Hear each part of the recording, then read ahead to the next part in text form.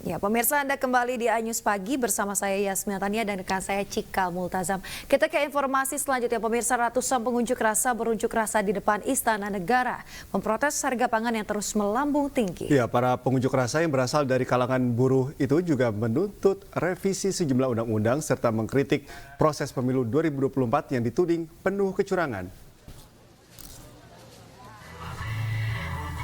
Ratusan buruh yang tergabung dalam Partai Buruh dan Konfederasi Serikat Pekerja Indonesia berunjuk rasa di kawasan depan Istana Negara. Mereka membawa 3 tuntutan, mulai dari menurunkan harga bahan pokok, mencabut Omnibus Law, Undang-Undang Cipta Kerja, dan menegakkan pemilu bersih.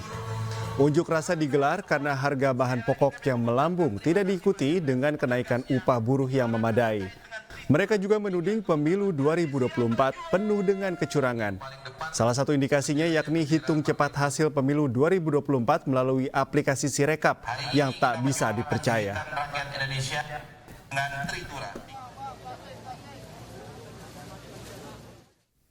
Pemirsa, Komisi Pemilihan Umum KPU menggelar rapat pleno terbuka rekapitulasi penghitungan perolehan suara pemilu 2024 secara nasional. Rekapitulasi nasional akan dimulai dari suara pemilu di luar negeri.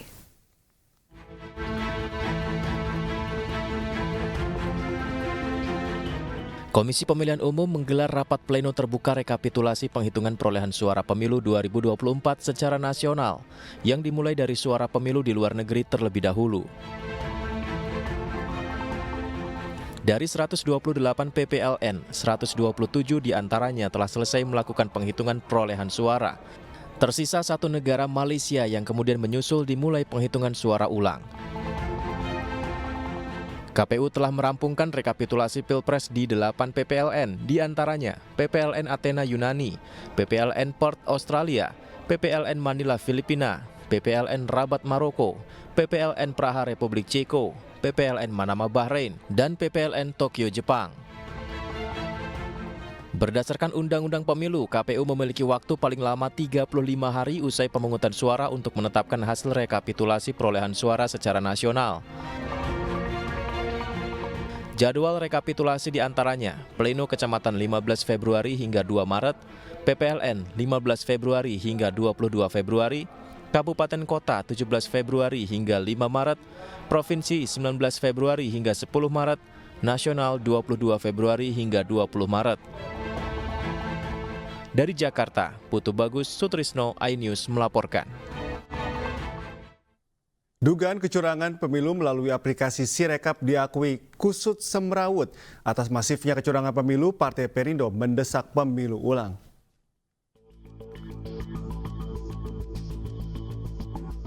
Lebih dari 2 pekan usai pelaksanaan pemilu, hingga hari ini dugaan kecurangan masih masif disuarakan. KPU sendiri mengakui aplikasi Sirekap kusut semrawut. Terbaru, KPU mengaku sudah mengoreksi anomali perolehan suara di 154.541 TPS. Data anomali itu saya kira teman-teman sudah paham ya, bahwa hasil unggah foto form C hasil itu yang di-scan, lalu kemudian hasil pembacaannya anomali, dan kemudian kami lakukan koreksi secara bertahap mulai 15 Februari sampai dengan hari ini. Jumlahnya adalah sebagai berikut. Untuk pemilu presiden dan wakil presiden sebanyak 154.541 TPS, 154.541. Yang kedua, untuk pemilu DPR RI sebanyak 13.767 TPS atau 13767 TPS. Untuk pemilu DPD sebanyak 16.450 TPS atau 16450 TPS. Sementara untuk data anomali, temuan data anomali dan kemudian hasil koreksinya untuk pemilu DPRD provinsi itu dikerjakan oleh KPU provinsi, dan kemudian untuk pemilu DPRD kabupaten kota di PDI Perjuangan, PKS, Partai Nasdem, PKB, hingga Partai Perindo kompak menyuarakan kecurangan pemilu. Selain itu, Partai Perindo mendesak untuk diadakannya pemilu ulang. Masyarakat juga bisa melihat secara langsung terhadap Sirekap ini dan mereka tidak mengetahui secara sungguhnya apa yang terjadi. Karena ketika KPU menyatakan bahwa prosesnya sudah benar, tetapi hasilnya lagi-lagi tidak pernah benar. Untuk itu, sebagai bagian dari sikap Partai Perindo yang selanjutnya adalah kita minta agar pemilu baik terkait dengan Pilpres maupun Pileg yang hari ini kita tidak tahu terkait dengan kebenaran hasil yang ada, maka Partai Perindo mengajukan pemilu ulang. Pemilu ulang ini menjadi sangat penting dan sekaligus menjadi pelajaran bagi demokrasi kita agar penyelenggara tidak main-main. Partai Perindo secara tegas menyatakan pemilu bukan sekedar deretan angka, melainkan legitimasi adalah yang utama. Tim Liputan iNews melaporkan. Kita ke informasi berikutnya, pemirsa. Bawaslu memutuskan Menteri Perdagangan Zulkifli Hasan terbukti melakukan dugaan pelanggaran pemilu. Dugaan pelanggaran didasarkan lantaran Zulkifli Hasan tidak mengambil cuti sebagai Menteri Perdagangan pada saat kampanye di beberapa daerah. Menimbang bahwa Bawaslu terhadap hasil pemeriksaan mengambil kesimpulan sebagai berikut. 1. Bawaslu berwenang memeriksa, mengkaji dan memutus laporan pelapor.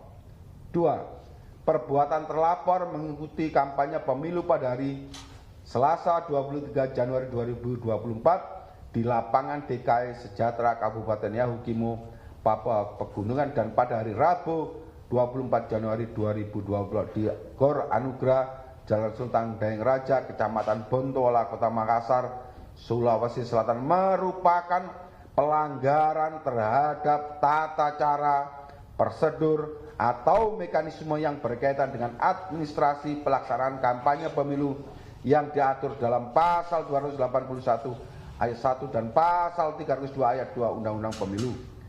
Mengingat Undang-Undang Nomor 7 Tahun 2017 tentang Pemilihan Umum dan Peraturan Badan Pengawas Pemilihan Umum Nomor 8 Tahun 2022 tentang penyelesaian pelanggaran administrasi pemilu. Memutuskan 1. Menyatakan terlapor terbukti secara sah dan meyakinkan melakukan pelanggaran administrasi pemilu. 2. Memberikan teguran kepada terlapor untuk tidak melakukan perbuatan yang sama di kemudian hari. Komisioner KPU Bandar Lampung Ferry Triatmojo dilaporkan ke Bawaslu Lampung terkait dugaan pelanggaran kode etik penyelenggara pemilu 2024. Pelaporan terhadap komisioner ini dilayangkan organisasi masyarakat ke Bawaslu dan DKPP atas dugaan menjanjikan kursi DPRD kepada seorang caleg kota Bandar Lampung dari salah satu partai politik. Selain menjanjikan kursi DPRD, oknum komisioner KPU Bandar Lampung juga diduga meminta uang senilai 530 juta rupiah. Sejumlah bukti diserahkan ke Bawaslu dan DKPP berupa rekaman percakapan dan informasi berita yang tersebar di media.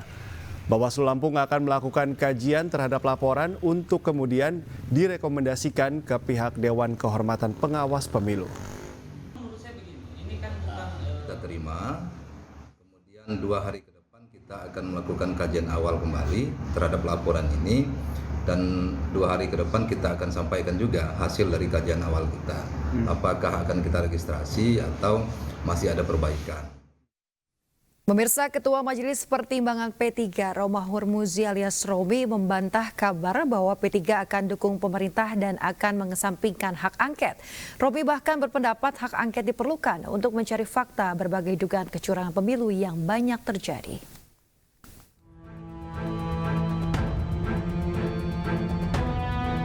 Partai Persatuan Pembangunan menyatakan sikap akan mendorong hak angket DPR untuk mengusut dugaan kecurangan penyelenggaraan pemilu 2024. Pernyataan tersebut langsung disampaikan Ketua Majelis Pertimbangan P3 Romahur Muzi alias Romi. Pernyataan tersebut sekaligus membantah kabar P3 tidak kompak dengan partai koalisi pendukung Ganjar Pranowo Mahfud MD lainnya terkait penggunaan hak angket.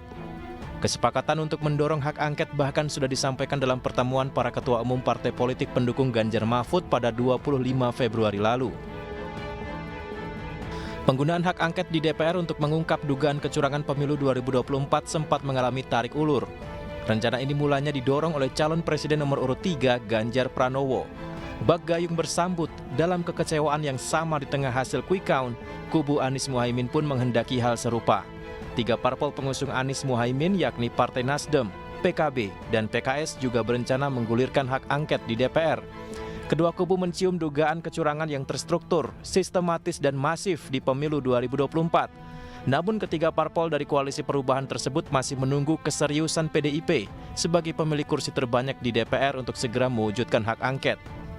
Hak angket adalah salah satu hak yang dimiliki DPR untuk menyelidiki pelaksanaan undang-undang atau kebijakan pemerintah yang menyangkut hal penting, strategis, dan berdampak besar bagi bangsa, negara, dan rakyat.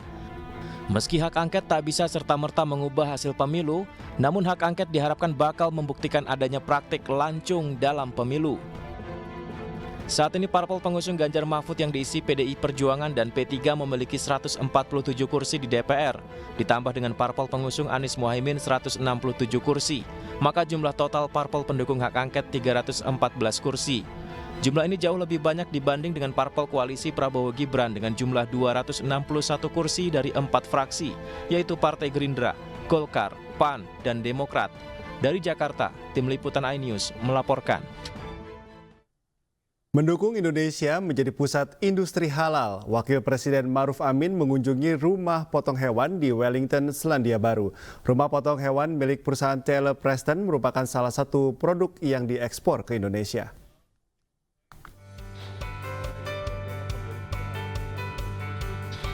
Wakil Presiden Maruf Amin meninjau proses pemotongan hewan di rumah pemotongan hewan di Wellington, Selandia Baru. Peninjauan ini merupakan bentuk apresiasi pemerintah terhadap RPA milik perusahaan Taylor Preston yang memperoleh pengakuan halal dari Lembaga Halal di Selandia Baru dan memperoleh endorsement dari Halal Indonesia. Tak hanya itu, produk halal menjadi salah satu misi Wapres yang berpotensi mendongkrak neraca perdagangan Indonesia-Selandia Baru. Penyembelihan itu memperoleh pengakuan halal dari beberapa lembaga halal di New Zealand yang sudah memperoleh endorsement dari Halal Indonesia. Ya tentu, dan kita ingin juga, tapi yang besar lagi selain sapi itu juga keju ya, susu, ada keju susu dari sini ya. Dan dari kita rempah-rempah ya, dan produk-produk kita. Jadi memang timbal baliknya. Kalau dari sini daging sapi, domba, keju, kemudian susu. Taylor Preston Limited merupakan perusahaan keluarga yang didirikan pada tahun 1991. Perusahaan tersebut bergerak di bidang pengolahan ekspor daging berkualitas dan berlokasi di Ngauranga George, Wellington, Selandia Baru. Dari Wellington, Selandia Baru, Teddy Suteja, iNews melaporkan. Pemirsa, petani jagung di Grobogan, Jawa Tengah kini bisa merasakan hasil panen jagung yang melimpah saat panen raya. Semua itu bisa dirasakan para petani jagung berkat penggunaan benih jagung bioteknologi yang mereka tanam.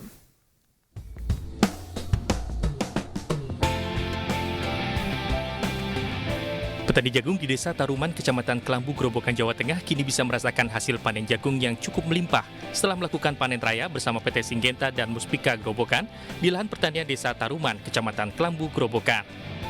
Jagung jenis NK212 Pendekar Sakti adalah benih jagung bioteknologi pertama di Indonesia yang memiliki keunggulan yang tidak dimiliki oleh benih jagung lainnya. Di antaranya adalah sangat toleran terhadap herbisida, glifosat, dan sekaligus tahan terhadap ulat pengerek batang. Dengan adanya jagung NK212 bisa melengkapi berbagai jenis jagung unggulan di Grobogan. Baru tanam satu kali. Ada kesulitan nggak Pak dalam menanam?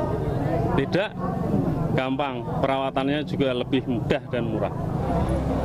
Varietas-varietas baru yang bersifat lebih unggul, lebih bagus, dan tentunya lebih menguntungkan bagi petani. Jadi di sini sifatnya produk baru ini akan melengkapi varietas-varietas yang sudah ada yang selama ini ditanam petani di Kabupaten Grobogan.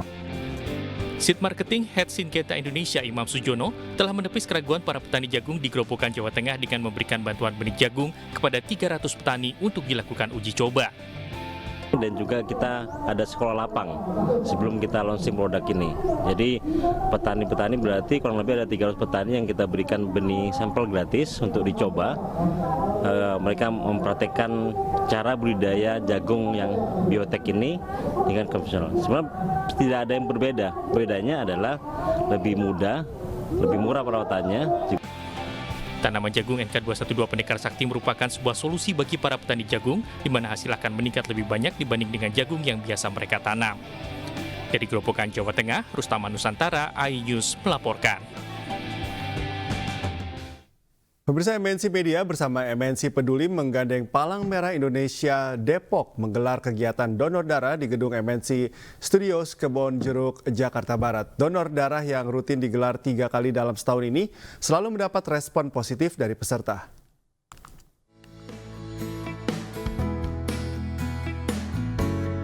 Ratusan karyawan MNC Group antusias ikuti donor darah yang digelar MNC Media bersama MNC Peduli di gedung MNC Studios Kebonjeruk, Jakarta Barat. Bekerja sama dengan PMI Kota Depok, donor darah ini menjadi bentuk kepedulian karyawan MNC Group dalam membantu sesama yang membutuhkan darah. Sekarang udah jadi rutinitas, jadi enak. Harapannya semoga MNC terus bekerja sama PMI, jadi mempermudah seluruh karyawan untuk donor darah, untuk hidup sehat. Target dari peserta 350 paling terkumpul sekitar 250 kantong sampai 270-an kantong. Yang antusias untuk karyawan MNC ya dari tahun ke tahun atau dari biasa kita rutin per 3 bulan sekali itu luar biasa ya. Antusiasnya cukup tinggi, tiap bulannya tiap kegiatannya bertambah, minatnya selalu bertambah. MNC Media dan MNC Peduli rutin melaksanakan donor darah untuk memberikan manfaat bagi yang membutuhkan. Harapannya ini bisa diteruskan panjang karena tadi balik lagi manfaatnya cukup baik gitu ya bagi diri sendiri dan juga manfaatnya bagi orang lain, bagi yang membutuhkan. Jadi rasanya ini kegiatan ini sangat baik sekali. Kegiatan donor darah juga dilaksanakan untuk membantu memenuhi kebutuhan darah di Palang Merah Indonesia. Dari Jakarta, Anissa Septriani, Sutrisno, iNews melaporkan.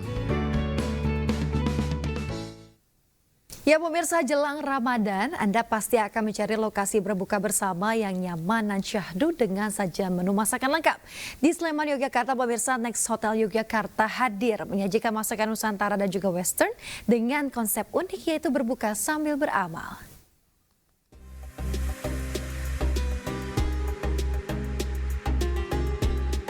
Ramadan semakin dekat. Memilih lokasi berbuka yang nyaman dan syahdu dengan sajian menu lengkap, Next Hotel Yogyakarta di kawasan Sleman bisa menjadi pilihan. Menyajikan menu masakan Nusantara hingga Western, mulai dari tengkleng kambing, seafood saus padang, grill sosis skewer, hingga roasted chicken yang begitu lezat dan menggugah selera. Grand launching menu berbuka puasa kali ini menawarkan konsep yang cukup unik, mengusung konsep Bang Jamal alias buka bareng jajan sambil beramal, di mana 10% dari keuntungan akan langsung disumbangkan. Favoritnya aku lebih ke tengkleng kambingnya.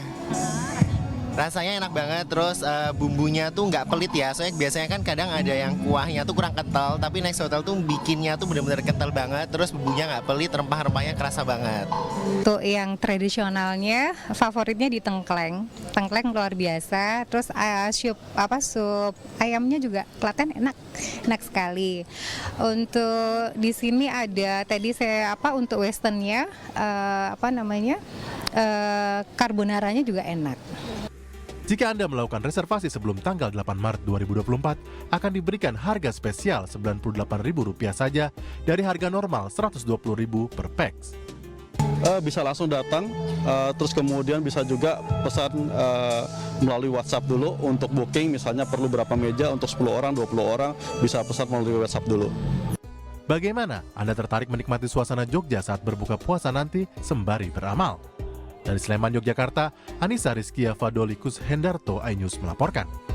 Pemirsa, masih di iNews Pagi bersama saya Cika Mutazam dan rekan saya Yasmin Atania. Dan demikian tadi adalah berita pilihan dalam iNews Pagi hari ini. Dan kita ke informasi berikutnya, pemirsa. Pembuat video viral aliran sesat yang memperbolehkan tukar pasangan dengan syarat suka sama suka dijemput paksa anggota Direskrimsus Polda Jawa Timur. Pelaku adalah Samsudin atau terkenal dengan nama Gus Samsudin.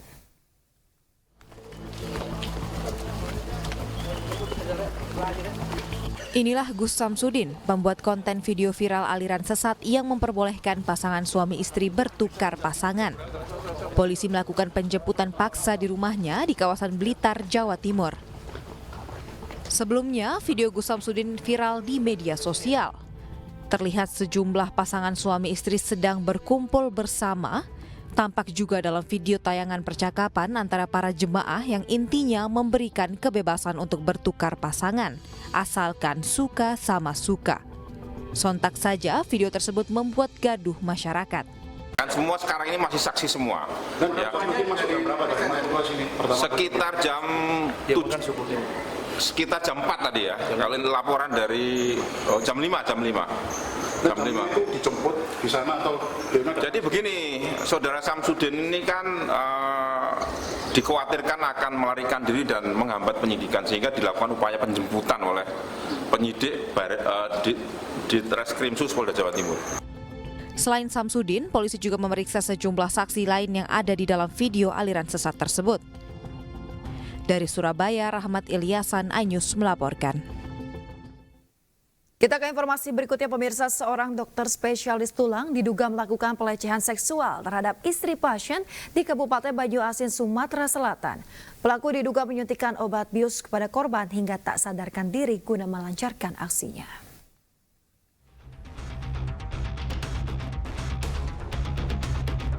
Ruang perawatan di salah satu rumah sakit tiba-tiba gempar usai adanya dugaan pelecehan seksual yang dilakukan MY, seorang dokter spesialis tulang di Kabupaten Banyuasin, Sumatera Selatan.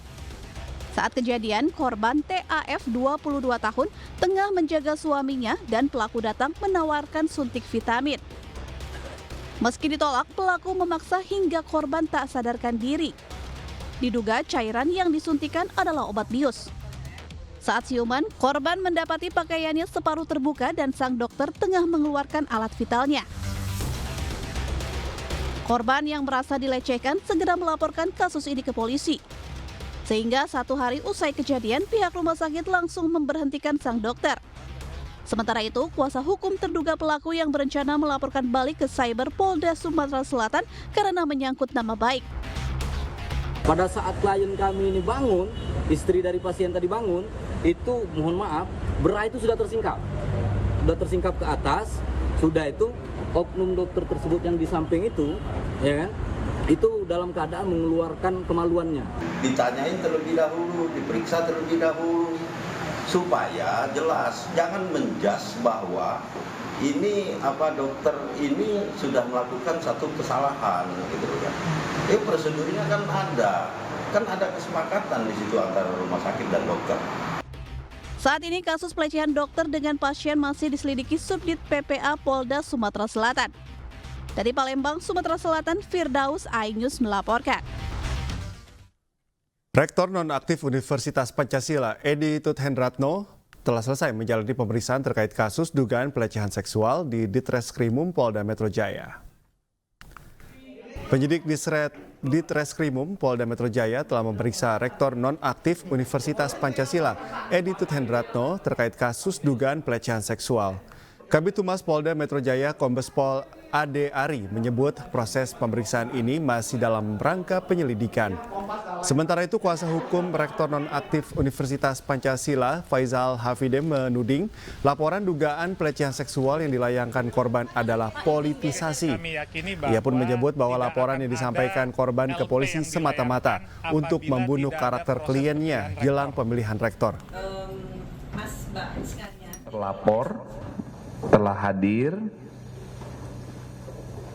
di Subdit Renakta Ditreskrimum Polda Metro Jaya untuk dilakukan pengambilan keterangan atas laporan saudari RZ. Ya, pemeriksaan berlangsung selama 2 jam dalam rangka penyelidikan. Untuk LP yang satu lagi yang pelapornya adalah saudari DF itu nanti akan dijadwalkan pengambilan keterangan dalam rangka penyelidikan di hari Selasa, tanggal 5 Maret 2024. Jadi untuk kedua kasus tersebut masih dalam proses penyelidikan. Jadi kalau tidak ada pemilihan rektor, maka kasus ini tidak akan ada LP. Karena kasusnya itu dianggap waktu-waktu yang lama. Seharusnya apabila dirasa memang benar terjadi kejadian tersebut, laporkan sesegera mungkin. Bahwa kalau tidak ada pemilihan rektor, maka tidak akan ada laporan. Karena prosesnya beririsan dengan hal tersebut. Dan ini yang sangat merugikan klien kami, di mana beliau sangat berprestasi, diakui oleh banyak pihak, banyak memberikan kontribusi positif buat Universitas Pancasila dan seluruh sivitasnya diakui.